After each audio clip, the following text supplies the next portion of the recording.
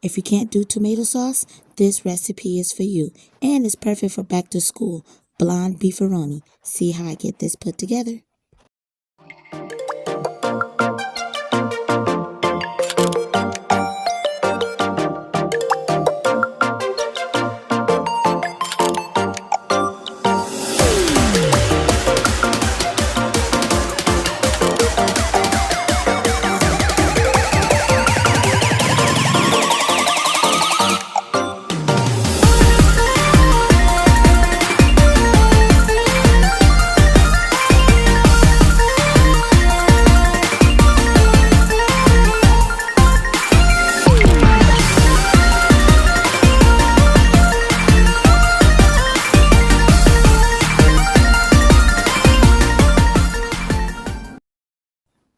This back to school meal begins with some pasta. I have two different types of macaroni.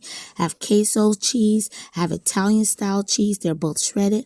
My butter, my ground beef, my yellow bell pepper, white button mushrooms, white onion. And I'm using 1.5 cups of half and half, as well as 1.5 cups of 2% milk. And this is just the base and all the ingredients for this beefaroni. I have my salt, pepper, and my vegetable herb blend, Slappy Mama Italian, and my all-purpose seasoning blend. You can use whatever herbs you like and seasonings for this dish. That's just what I chose for today. I am going to begin by cooking my pasta first, and as I wait for my pasta water to boil, I'm adding just a little salt, and I'm going to begin by chopping up my vegetables. I'm using a yellow bell pepper, as you can see. I'm using approximately 3/4 of that bell pepper, and I'm cutting off 1/4 of my white onion. You can add as little or as much as your vegetables you like for your family. I'm just doing a coarse chop of the bell peppers and the onions. And then after I cut up them too, I'm going to do my white button mushrooms. Now, if you don't like mushrooms, you can omit this.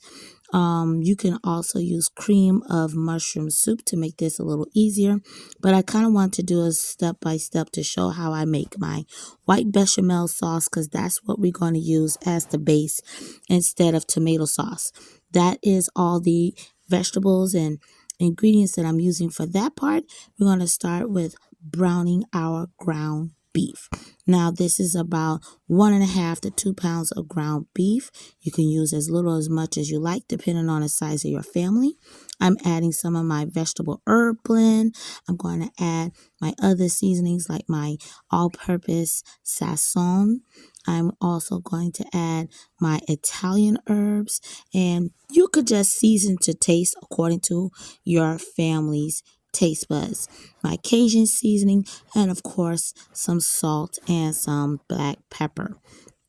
Once you get your meat all brown and cooked up really well, I'll say about halfway through, then you want to start adding your bell peppers, your onions, and of course your white mushrooms. Like I said, you don't have to have the mushrooms. It's just totally up to you. I'm going to mix this all together, and I'm breaking up that meat as much as possible. And then once you get that done, your pasta should be complete. I have drained the water off, and my ground beef has cooked all the way. And I'm going to drain off most of the juice, and I'm going to place my pasta into that bowl, which I ended up changing my mind. I poured off some of that fat from the ground beef, but I'm going to add some richness to the rest of that by adding 1 stick of unsalted butter. This is going to help that base or make the bechamel sauce for this beefaroni taste really, really good. Once your butter has melted with some of that fat from your ground beef, I add a little bit of pieces to the pasta. Then I am going to add my flour.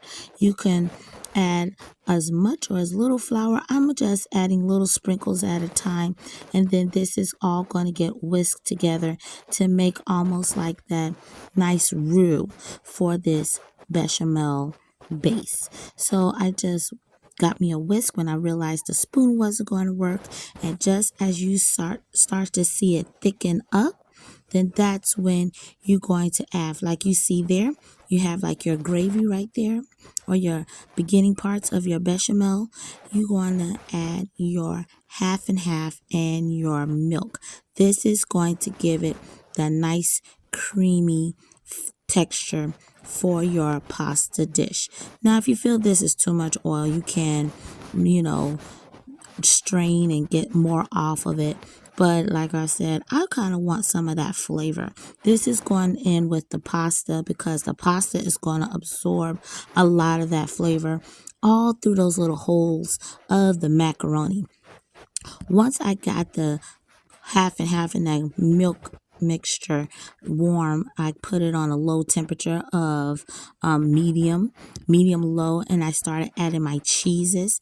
I did about a half of bag of each. Those are just 2 8-ounce bags, and then I began to whisk, and I also added some more seasonings to that. Now this is low sodium Cajun seasoning mix, so it helps cut back on some of that salt, but you want your flavors to be nicely layered. So the flavors that you use in with your meat, you kind of want to add that to your sauce as well. So I just added some of the same seasonings, and I went ahead and gave this a nice mix and a nice whisk all together to make sure that everything is well combined. Once you get that all whisked together, then you are ready to begin putting this dish together. I sprayed my pan with a little bit of the spray that you will see in the video because I didn't want the pasta to stick. So I'm just using a little bit of butter spray, and you get along the sides and everything. Then you pour your pasta in with that butter that you have in the pasta because that's going to give those layers of flavor. And then I pour the creamy sauce over that. You want to pour all of it, and you want to make sure that it is going to coat all over your pasta.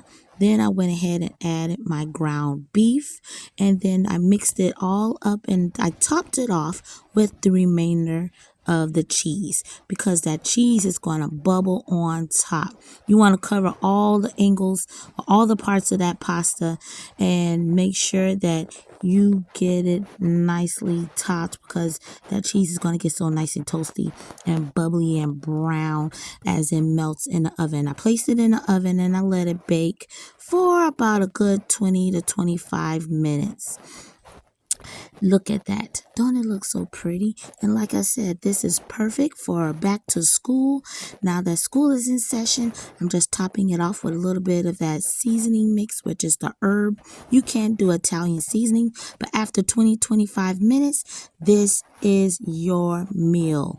Look at it. It was still bubbling some when it came out of that oven. So nice and toasty and has that little crunch on top.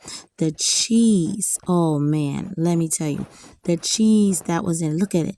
See that little stretch from that cheese?